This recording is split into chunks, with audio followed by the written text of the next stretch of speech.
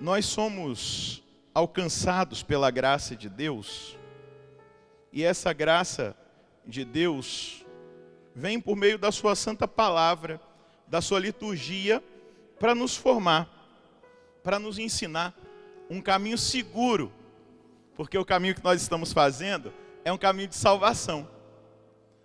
O Senhor tem para nós a salvação, para mim, para você, para cada um de nós, para você que nos acompanha pelo Sistema Canção Nova de Comunicação, onde você estiver. O Senhor tem para nós salvação. E Ele nos chama, como chamou esses 72 discípulos. Nós precisamos nos sentir hoje alcançados por esse chamado de Deus. Um Deus que nos chama. E nos chama para estar perto dEle, mas também nos chama para participar daquilo que é a realidade da sua vida, divina e humana, humana e divina. E nós precisamos entender que esse chamamento, ele é exigente. E isso precisa cair no coração do homem moderno, do homem do século 21, das mulheres do século 21, de todos nós. Seguir a Cristo é exigente, e muito exigente. Eu estaria enganando vocês aqui, dizendo o contrário. Tem propagandas por aí que dizem assim: vem para cá, servir a Jesus, você não vai ter mais problema, você vai ganhar muito dinheiro, você vai ser rico, não vai ter cruz, não vai ter dificuldade. Mas não é o Evangelho de Jesus Cristo. O Evangelho de Jesus Cristo é aquele: quem quiser vir em meu seguimento, como é que é? Renuncie a si mesmo, tome a sua cruz, vem e segue-me. Esse é o Evangelho de Jesus Cristo. E quando Jesus escolhe os 72 e Ele compartilha com eles a missão, Jesus está compartilhando com eles a graça deles serem comissionados em pregar o Evangelho, em curar os doentes, em anunciar que o reino de Deus está próximo. Tudo isso está contido na nossa vida cristã. A cura dos doentes, a expulsão dos demônios, o anúncio do reino, a pregação do Evangelho. Porém, nós precisamos entender algumas coisas importantes que o Evangelho vai nos revelar. Os que já seguem a Jesus, diga comigo: Padre Roger, é nós. Nós já seguimos, não estamos aqui seguindo Jesus? Querendo seguir, lutando para seguir ou não? Sim. E aí ele diz: aos que já seguem, aos que são chamados e agora são enviados, ele diz: orai, para que o Senhor da messe envie mais operários para a sua messe. Nós precisamos orar para que venham mais operários, mais que se disponibilizam para servir o Senhor, mais que se disponibilizam para seguir o Senhor, mais que se disponibilizam para viver nesse relacionamento de intimidade com o Senhor, nesse segmento e nesse serviço. Mas aí depois começa a aparecer as coisinhas que não são tão agradáveis. A primeira delas que Jesus diz no Evangelho de hoje: eu vos envio como cordeiro em meio aos lobos. O que ele está dizendo? Perseguição. Deixa eu usar uma linguagem lá do Rio. Se essa linguagem for agressiva para você, me perdoe. Perseguição, trairagem. Trairagem, dores, lágrimas, perda de reputação. Meus irmãos, minhas irmãs, se nesse tempo que nós estamos, se nós formos fiéis a Jesus Cristo, ao Evangelho, à doutrina da igreja, à doutrina moral da igreja, seja fiel para você ver. Você vai perceber muitos que estão disfarçados de ovelha te abocanhar como um lobo. Uau! E o lobo às vezes ele é traiçoeiro, ele fica escondidinho, depois ele se mostra. Se você entender que o certo é certo, mesmo que ninguém o faça, e o errado é errado, mesmo que todos se enganem sobre ele, e você aplicar isso na sua vida, se prepare. O Evangelho de hoje vai falar para esses discípulos enviados que eles precisam viver o desapego e a total dependência de Deus. Nossa, que coisa difícil da gente viver nesse tempo. Não é fácil. desapegar-nos e confiarmos. Não leve sacola, não leve bolsa, leva só um cajado. Aonde você entrar, você vai comer o que te der, porque o operário é digno do seu salário. Não fique entrando de casa em casa, não. Mas é tão lindo perceber que Deus compartilha. Deus compartilha o seu poder, Deus compartilha o dom da pregação, Deus compartilha o poder de operar milagres. Eu creio que nessa Eucaristia, depois nós vamos ter um momento de adoração, Deus já está fazendo milagres, amém? Fala para quem está do seu lado, você acredita? Deus compartilha com a igreja o poder de fazer milagres. E Ele chama cada um de nós hoje a estarmos mais unidos a Ele. Mais em comunhão com Ele, mais em comunhão de fé na igreja, mais em comunhão uns com os outros.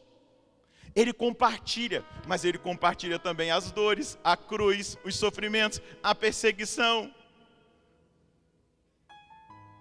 Mas acompanhada, ninguém mais está sozinho quando está com Cristo, nem na vida e nem na morte. E depois, à medida que nós vamos crescendo na nossa união com Deus, a gente vai crescendo nessa comunhão com a igreja, porque Ele deixou a igreja para ser essa casa comum de todos os cristãos, onde nós estamos protegidos. Diga comigo, nós estamos protegidos na igreja, porque foi o próprio Jesus que disse: as portas do inferno não prevalecerão contra ela. Diga comigo, aleluia. Pode aplaudir, meu irmão, essa verdade. Nós estamos protegidos. Comunhão com Jesus Cristo, comunhão com a igreja e comunhão uns com os outros. Nós vamos vivendo essa experiência da unidade no sumo bem, e nós vamos aprendendo a dar valor àquilo que realmente tem valor, aquilo que é eterno.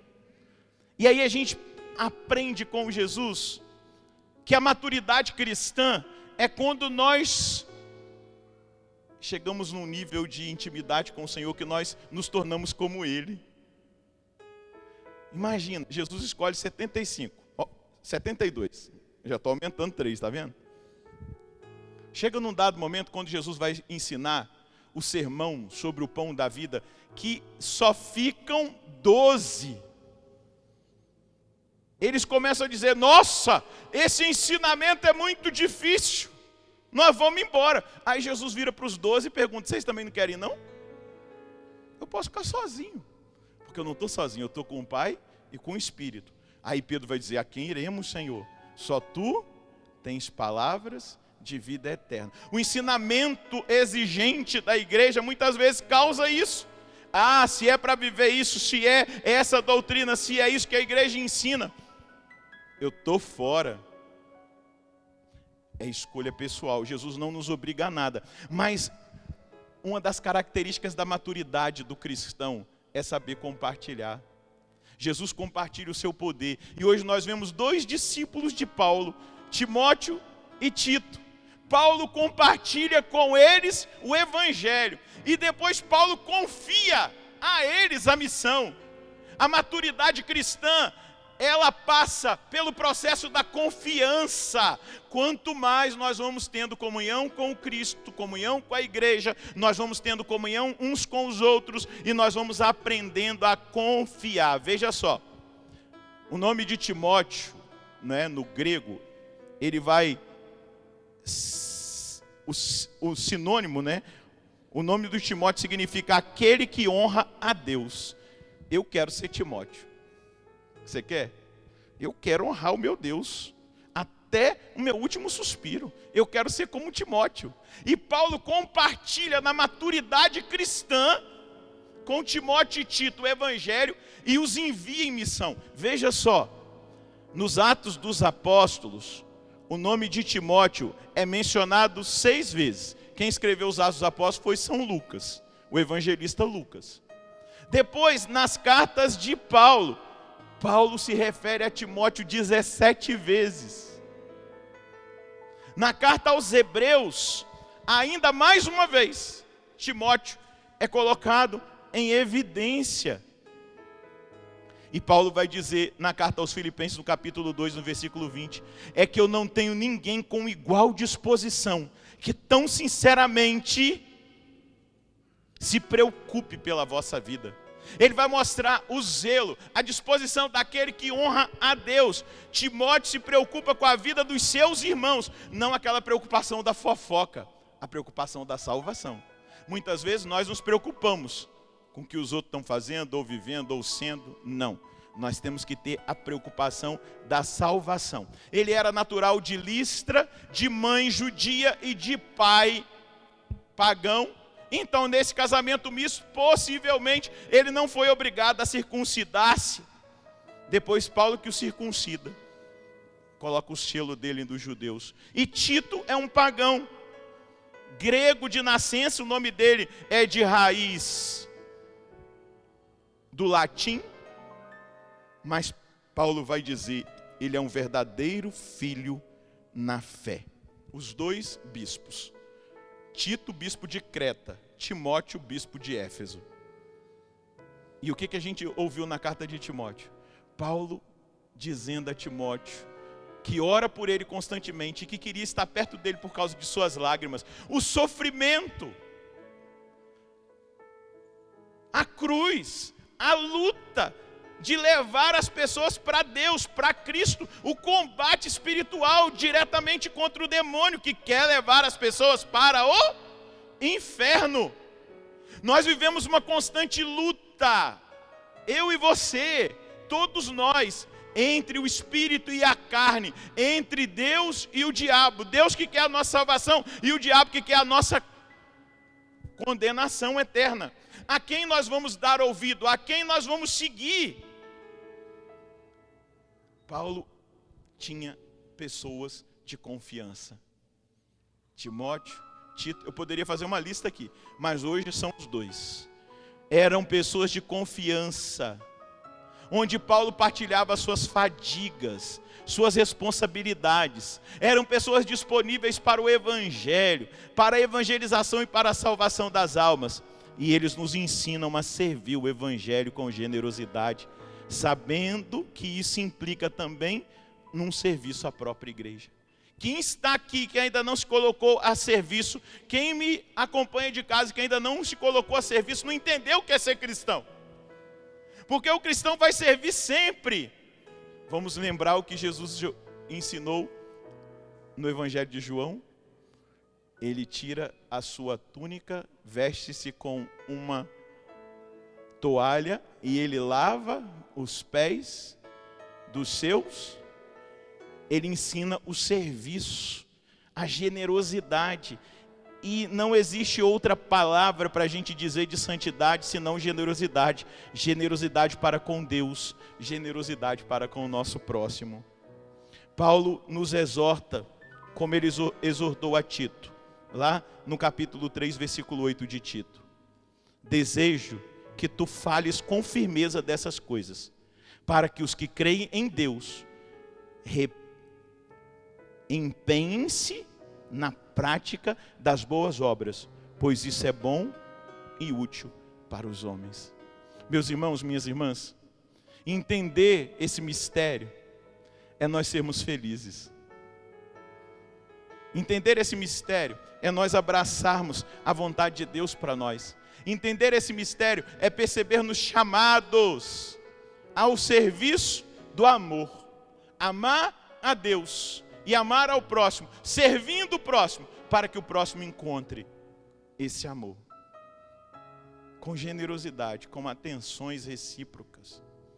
Se tem uma das coisas que eu posso testemunhar para você, que eu experimento na evangelização, que eu faço, às vezes, nos bastidores, no silêncio, quando ninguém vê, é ver as pessoas serem transformadas pela atenção, pelo olhar, pelo silêncio da escuta, por um abraço, por uma atenção.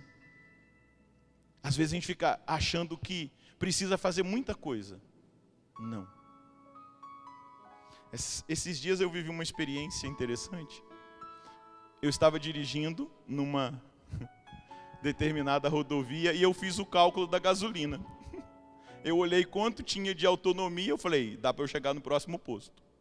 Gente, quando eu vi, estava lá, não aparecia mais nenhum pontinho, eu comecei a orar, eu falei, Senhor, não me deixa na mão. E fui orando, pô, a gasolina acabou, 200 metros do posto. E Jesus falou para mim, eu faço a minha parte, mas faça a sua. Eu faço a minha parte, mas faça a sua. Paulo fez a dele, Timóteo e Tito fizeram umas dele, agora é você. Agora somos nós, no século 21. Deus está fazendo a parte dele. Ele fez 98% do que eu necessitava. Os outros 2% eu tive que fazer. Mas ele precisou que eu fizesse. E eu entendi direitinho. Quando eu estacionei o carro, desliguei, fui até o posto, trouxe a gasolina, coloquei. Não foi descuido não, é porque faltou mesmo o posto, pelo menos quase 90 quilômetros que eu estava andando. Mas Deus faz a parte dele. Chegou a hora de nós fazermos a nossa. Feche um pouquinho os seus olhos, coloca a mão no seu coração e diga para o Senhor que você quer fazer a sua parte. Vai dizendo para Ele agora que você está disposto a fazer a sua parte, que você está disposto a viver aquilo que é a vontade dEle para a sua vida, que você quer colocá-lo nesse momento, no lugar certo da sua vida, que você quer segui-lo até o seu último suspiro, mas que você quer ser usado também por Ele na vida de tantas pessoas, às vezes no silêncio dentro da sua casa, no silêncio da oração, da oferta, do sacrifício, até das suas lágrimas escondidas, às vezes na atenção para uma pessoa, na presença, numa mensagem, numa atitude cristã de amor. E Deus está dizendo para você, eu farei a minha parte, meu filho. Eu farei a minha parte, minha filha. Chegou a hora de você fazer a sua. Paulo fez a parte dele. Depois Paulo compartilhou com Timóteo e Tito. Timóteo e Tito fizeram a parte deles. Agora chegou a nossa vez, porque nós não recebemos um espírito de medo, mas de coragem, de ousadia, para testemunhar Jesus. Para dizer com a nossa vida, Jesus Cristo é o Senhor. Diga agora, Jesus Cristo é o meu Senhor. Diga muito obrigado, Senhor. Porque 24 horas por dia, o Senhor tem feito a sua parte. Chegou a hora da minha vez. Eu preciso fazer a minha parte. Amém. Pode aplaudir o Senhor que faz a parte dele. Chegou a hora de nós fazermos a nossa. Louvado seja nosso Senhor Jesus Cristo. Para sempre seja louvado.